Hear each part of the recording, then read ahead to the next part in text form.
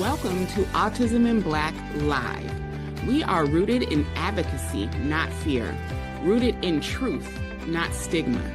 Here, we center Black autistic voices, uplift Black families, and build spaces that are affirming, unapologetic, and full of joy.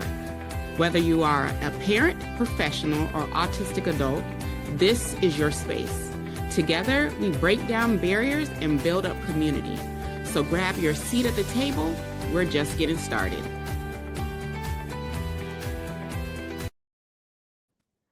Welcome everyone for our Vision to Venue series, episode 4. I am Maria Davis Pierre. I'm the CEO and founder of Autism in Black, here with my other half. What's going on, AIB community? It's surely Dr. Davis Pierre, co-founder of AIB. How y'all doing? Get into it, babe. What are we talking about today? So today we're going to talk about something I kind of like, right? Is kind of the background, the kind of operations aspect of getting to conference day, because of course, right? If you're just an attendee, right, you get your tickets. Link on the bottom, right? You get your tickets, 1 or 2 tickets, VIP tickets, baby. But you get your tickets, you make your arrangements and you go. Or if it's virtual, you make your arrangements, clear out your day, and then you go. But there's so much work that takes to kind of get to that stage, literally and and figuratively, that we wanted to kind of talk about that aspect as well, too, especially from our vantage point, being that this is just, this is our second year doing an in-person event. It's pretty big event is what people keep telling us. So we wanted to kind of, give a little insights on that aspect. Yes. So where should we start?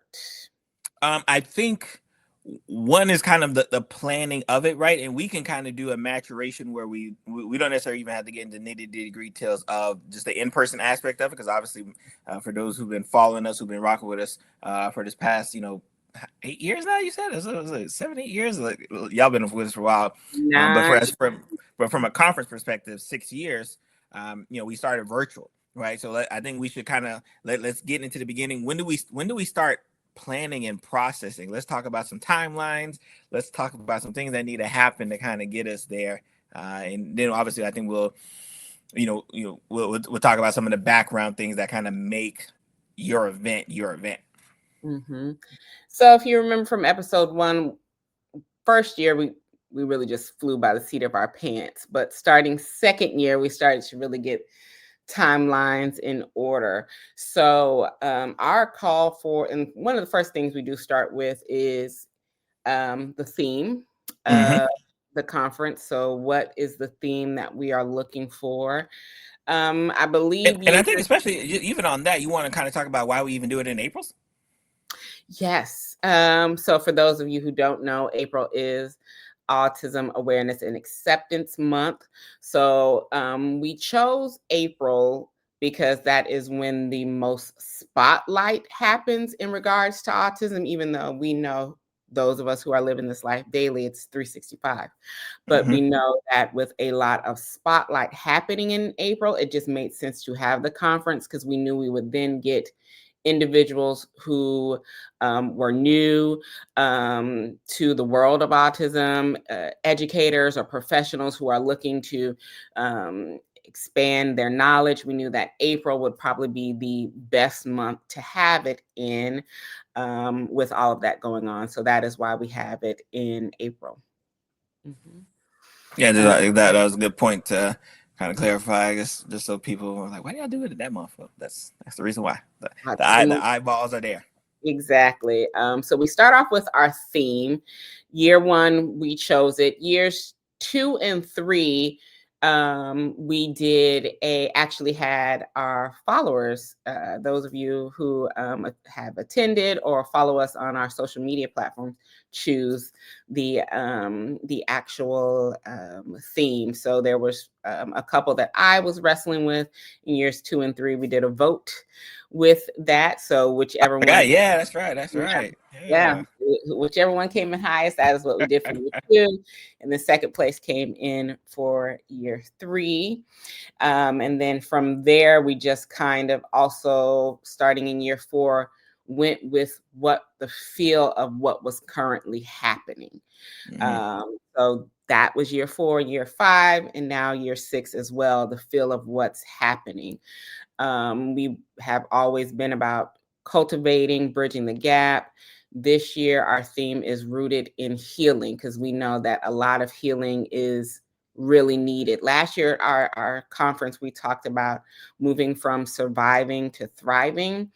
And this year, we want to be rooted in that healing. So yes, we have a lot going on currently in the United States of America. Want to talk about how we can still be rooted in that healing with so much horribleness that is occurring around us, especially when it impacts us as Black disabled people every single day.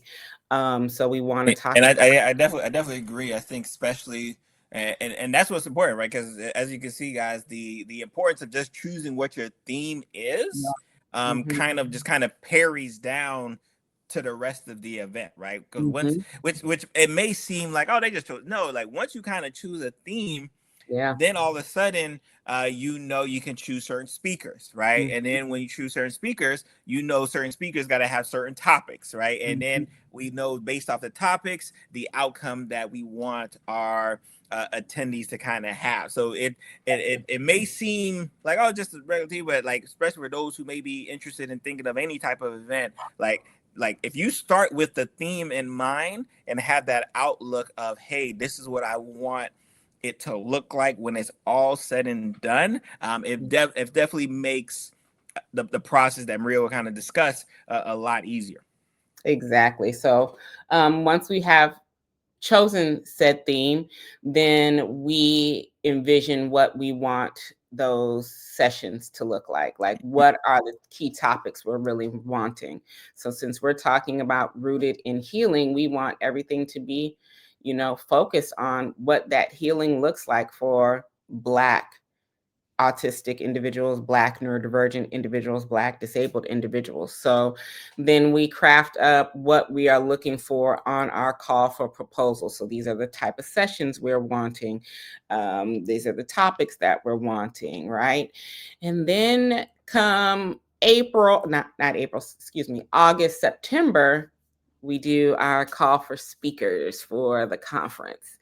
And we do that for usually it's about a month. And in that time, we get over 100 um, submissions. So we put out that, we get those submissions, and then the team looks over all 100 and they get pulled into certain piles. And I think a lot of people don't know that if you submit something to Autism in Black, if we can't get you on our main stage, then we put you somewhere else, because we do believe that um, everybody's voice matters, and all those proposals are so amazing that we try to include you in other spaces. So whether You know, it be I love that you said it, because a lot of times, especially when you are when you are in that process of deciding, because obviously, like I said, we have a physical stage, right? But even when we had a virtual stage, it was that fight of, all right, who can we put on there? Who has the message that our audience wants to resonate with? And when you're thinking about doing your events, that's an important aspect of it, right? Like who can we put out to the world to say, hey, you know what? I like this person. I like what they're saying. And more importantly, I think it's beneficial, right? Because could Maria, do a topic on 20 different topics under the shore?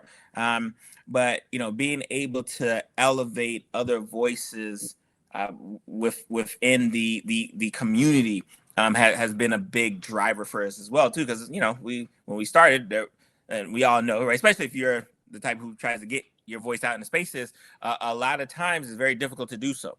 It's a lot Mhm. of times it's very difficult to get that first kind of not necessarily handout, but first kind of like, here, come up, right, and speak your truth. So we've had the blessing opportunity to be able to provide a stage, whether it be virtual, whether it be on physical stage, whether it be on her YouTube show, whether it be on her podcast.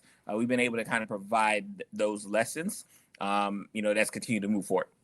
Exactly. So once the team then chooses our finalists, then Barry and I come in and look it over. And by that time, Barry and I have decided the feel of days 1, 2, and 3. So Right. yes, we have our overall theme, but then the days are then themed out as well. Like, And for in fact, I want to touch on that, right? Especially if you've been rocking with us, for 6 years. As we're going through the process of trying to figure out, like, hey, what does that day look like?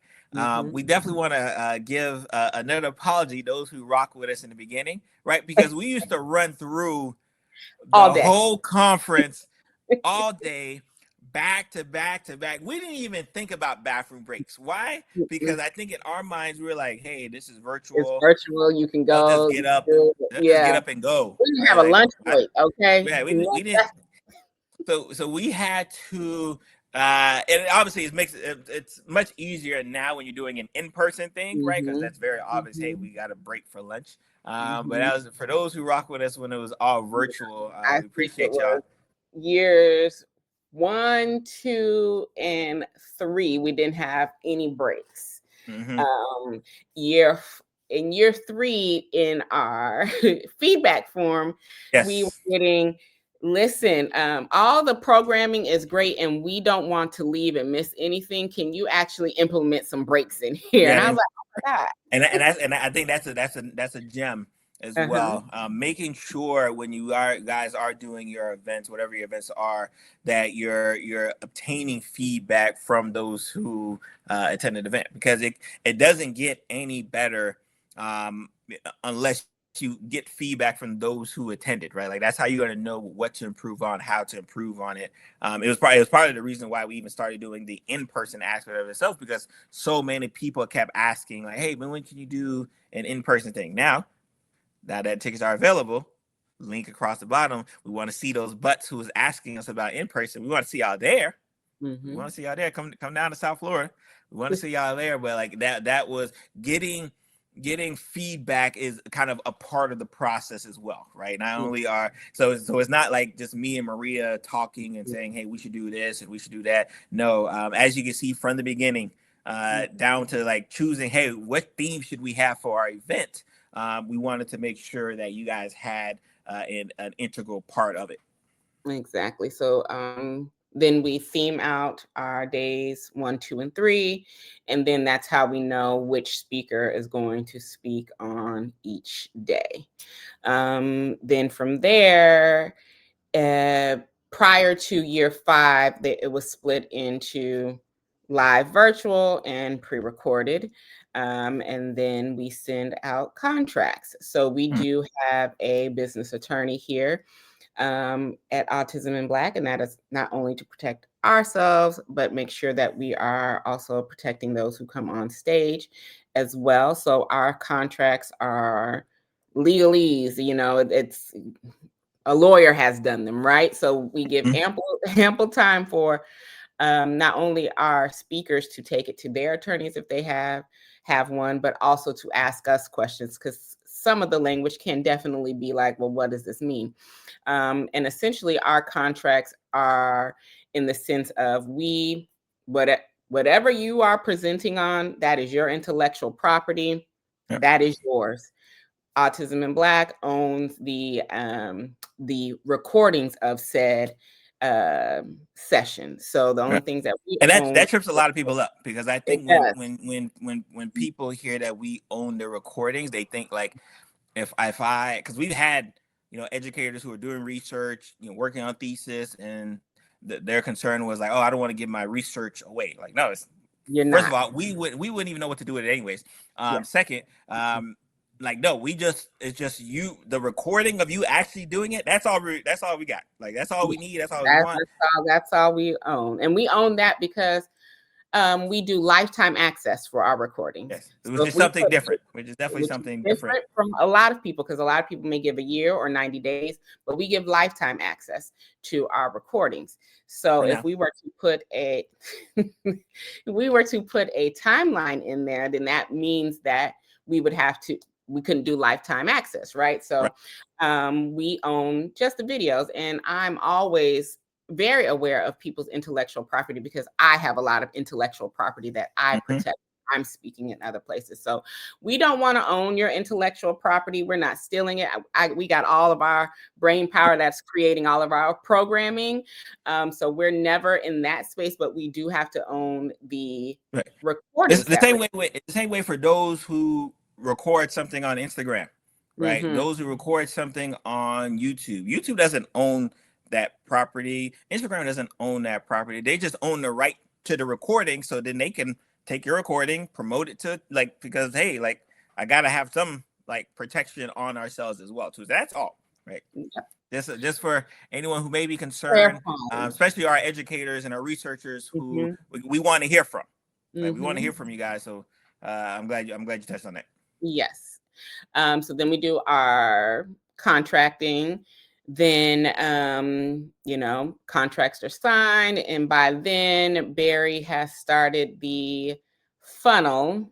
Right. And I think that's definitely something I want to make sure that'll be a separate episode for sure, probably next week. Just the marketing aspect of it. But we do want to, reason why we just want to kind of, as you can see, all the stuff that Maria's listing, right? We haven't even got to the event yet. Yeah. We haven't even got to the event yet, just so you guys can kind of see. And this is only stuff that's done with speakers. There's stuff that we do outside. So this is what I'm talking about, is just what the process is of choosing the speakers and getting our speakers in place. Then, registration page is done, marketing, marketing happens. Marketing happens. So we have to have all of the headshots of all of our speakers that is then given to our graphics person, who then creates all of the amazing graphics that you're seeing, whether it's just about the conference in general, highlighting a speaker on our ads or any of that. We have a graphics person who creates all of those things, in addition to our conference workbook that is then started to be curated. We then have to create our speakers hub. So our speakers have their own hub that they go to that has all of the guidelines of what's going on with the conference, and places that they can submit their PowerPoints, handouts, videos or whatnot. What else is there then done? I think especially for those who want to hear this, it's one of those things where, as you can see, it's pretty it's pretty detailed in that sense. But let me tell you guys, for the first 4 conferences, first 4, because we didn't do in person until last year. So for the first 4 conferences, the main people were like us 2 right here that y'all watching, and then we'd have one of our assistants, right, kind of help, so even though we're listing a lot of things, you're looking at the people who are doing it. right. And the reason why I say that is because I don't want people to be fearful that they can't do it because they don't have this big team, right? Like now we don't even have a big team, especially when I talk to people who have teams. We don't even have a big team. It's still because year 3 is when we added Corey with iRock in, and then it was just 3 of us, and it's consistently been the 3 of us. Then we added in our virtual assistant F. Corey's team expanded with Lakeisha, and then when we went in person, we got a conference planner to help with the logistics of actual venues and things like that they do. But our team is still handling all of the logistics that I talked about.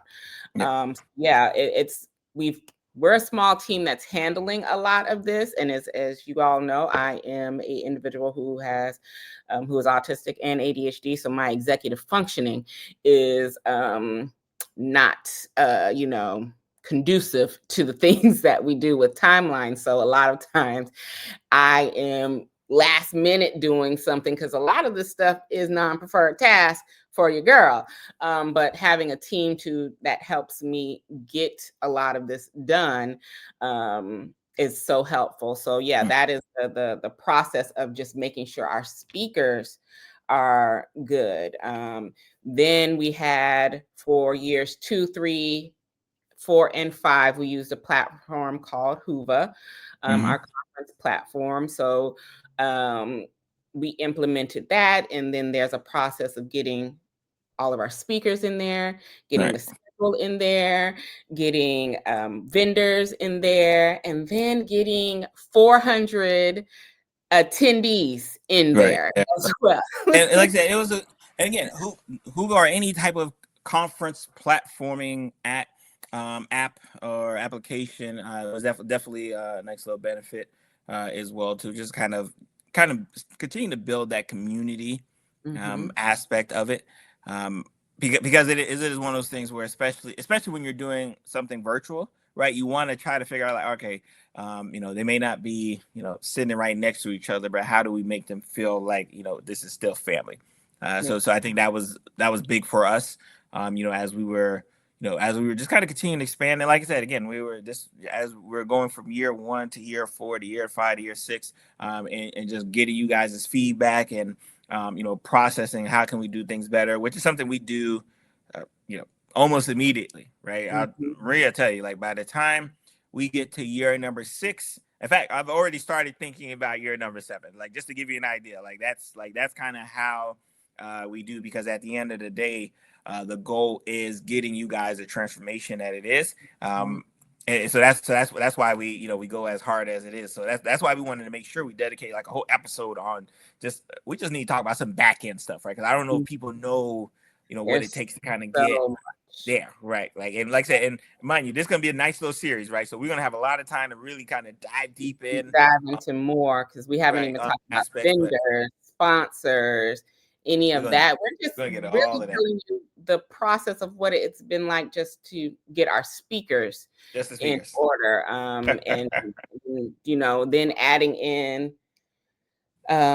in-person live. That'll be a whole different show. But that's got to be a whole episode. That's gonna be a whole different logistics. But shout out to Rhonda. So that's kind of the backbone of what it takes to get our speakers in order and our speakers in place. And in honesty, the truth about what takes the longest out of that, I would say the longest actually would be going through the proposals, because all of them are so good. I mean, we get amazing proposals, and I want everybody, I want, this is why I was taken out of the process around year 2, because I can't say no. I want everybody to have a chance to speak, and we if that was so, we only got so many spots. Yeah, we only have so many spots. So that's why we give other chances for in other programming. But yeah, I would say that actually takes the longest. And then we do have non-negotiables. We have non-negotiables written in our speaker contract for our speakers. We cannot talk about Autism Speaks because we don't get down with them over here. There is no kind of isolating one group. We don't isolate parents. We don't isolate autistic individuals. So there's specific kind of language in our contracts that also ensures that we are providing neuroaffirming programming as well. So yeah, there's so much that goes on into just the foundation of how this conference gets built.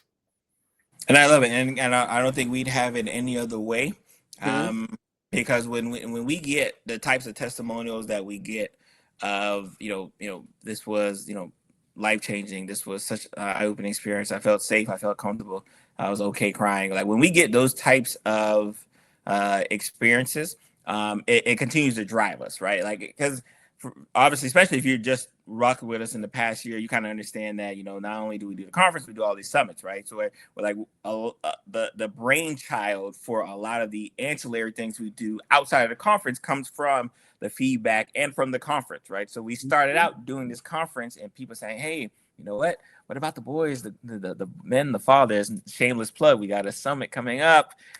We just closed down speaker submissions.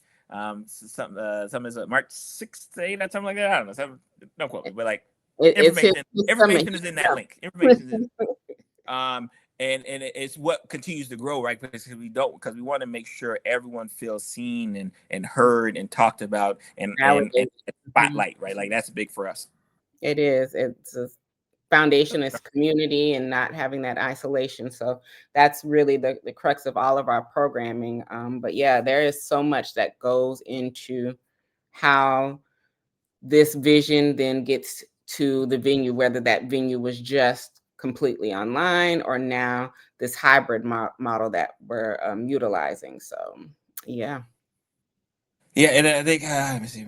Oh yeah, we got a little notes just to make sure we touched on everything. Yeah, no, I think that's a good little first little eyeball into kind of the back end things. Like I said, I'm like Maria tell you, because like I said, for those who don't know, if you caught was it Friday's episode 2, where we kind of talked about what are we doing Monday, Tuesday, Wednesday, Thursday, Friday.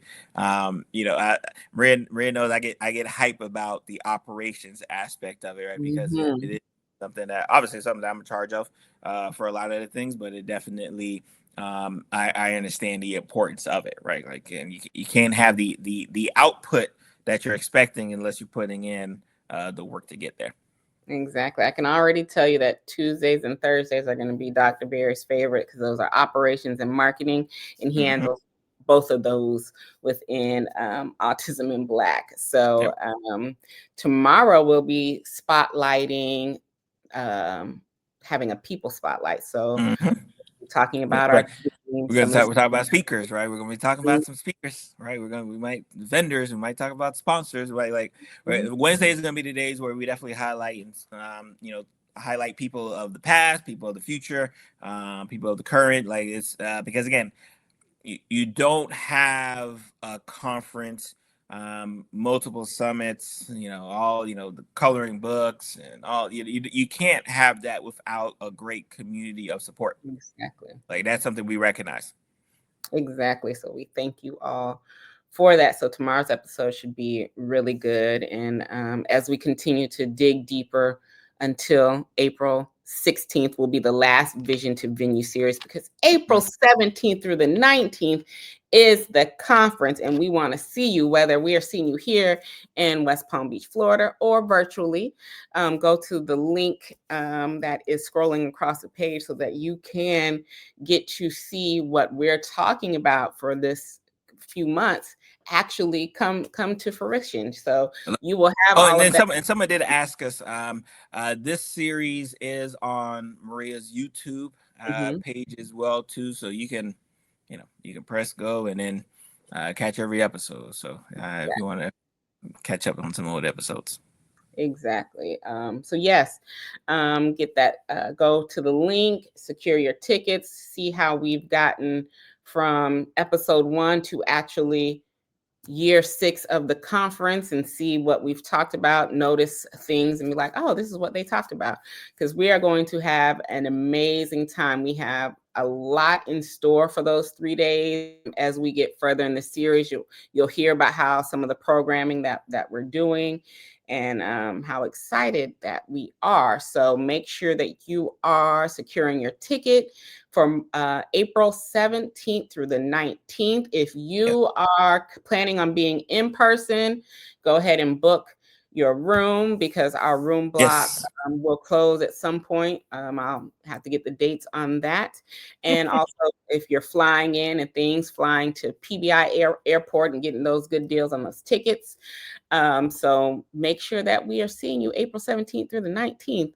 And as Dr. Barry has said, we do have a summit coming up. Registration for the Boys Summit will open up February 15th, because it is March 6th through 8th for the summit. So be on the lookout for those things. And until then, have a good rest of your Tuesday evening. I hope you guys are starting to warm up. It's starting to warm up here in Florida and get back to normal temperatures for us. It's been, y'all probably seen the iguanas on the news just falling out the trees and on the ground here, but we're warming up.